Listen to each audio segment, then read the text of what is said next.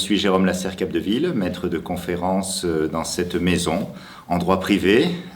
J'enseigne à l'IEP de Strasbourg depuis septembre 2006. Alors je suis ici pour vous dire un petit mot d'un nouvel ouvrage, un ouvrage collectif, c'est-à-dire que je ne suis pas le seul auteur de celui-ci, mais j'ai fait appel à un grand nombre de spécialistes de la matière bancaire pour nous évoquer la question suivante, la responsabilité civile du banquier. Alors c'est un sujet classique bien sûr, mais la responsabilité civile du banquier aujourd'hui, en 2022, quelle est-elle? Eh bien vous avez normalement toutes les réponses à ces questions dans cet ouvrage. Le premier mot pour résumer cet ouvrage, c'est l'utilité. C'est l'utilité, pourquoi? Ce n'est pas un ouvrage théorique où l'on va se questionner sur des grandes notions. Non, rien de tout cela. C'est un ouvrage vraiment pratique pour que toute personne qui s'intéresse au droit bancaire, qui veut en savoir un petit peu plus sur les cas dans lesquels le banquier peut être fautif et peut voir sa responsabilité civile engagée, eh bien, ce client de banque, cet avocat, ce membre du service juridique de la banque, eh bien, trouvera dans cet ouvrage toutes les réponses pratiques à ces questions. Donc, utilité pratique, c'était en réalité le premier mot. Deuxième mot, accessibilité.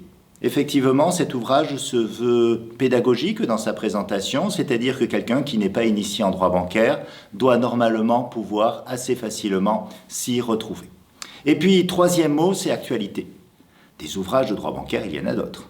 Sur le marché, on va en trouver 2 ou 3 autres, mais qui pointent comme ça la question de la responsabilité de façon spécifique, mais surtout avec une vision actuelle. Le droit bancaire de 2022 n'est pas le droit bancaire de 1995 ou de 2005, c'est une évidence. Et bien ici, l'ensemble des auteurs ont cherché à faire un travail d'actualisation et ainsi aller chercher les décisions d'aujourd'hui afin que le lecteur soit à jour. Un résumé, il n'est pas toujours simple de résumer un ouvrage collectif, tout simplement parce qu'il y a ici tout de même 26 auteurs, ça commence à faire.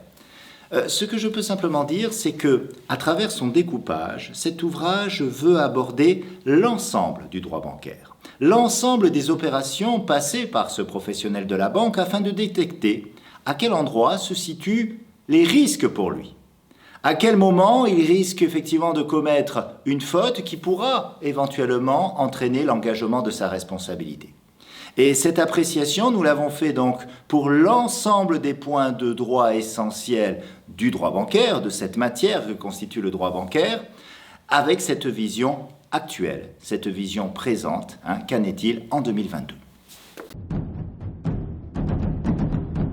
Alors le message que je souhaite transmettre, c'est que la matière bancaire est une matière risquée. C'est une matière risquée pour le professionnel de la banque. En effet, le droit est particulièrement strict, il impose des obligations. Or, on peut constater qu'en pratique, tous les professionnels de la banque ne les respectent pas scrupuleusement. Donc je veux vraiment attirer l'attention du lecteur sur le fait qu'il existe dans cette branche du droit une multitude de risques pour le prêteur et ainsi nous avons cherché à les lister, à les référencer et voir à quel type de sanctions peuvent donner lieu de tels manquements. Alors pour l'extrait, je ne vais pas m'embêter puisque, je vous l'ai dit, il y a 26 contributions différentes sur des points tout à fait distincts les uns des autres. Donc, je me contenterai juste de vous évoquer la problématique, et la problématique, nous la trouvons comme souvent dans les ouvrages, dans la 4e de couverture.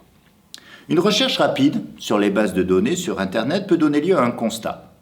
Le contentieux intéressant les banquiers est aujourd'hui particulièrement abondant. En effet, alors que la mise en place de la médiation bancaire aurait dû être de nature à freiner celui-ci, force est de constater qu'il n'est pas rare que les clients de banque cherchent à faire engager la responsabilité de leur banquier. Mais dans quel cas cela arrive-t-il? Pour quelle faute? Et surtout, avec quel résultat? Eh bien, cet ouvrage a pour ambition de répondre à l'ensemble de ces interrogations.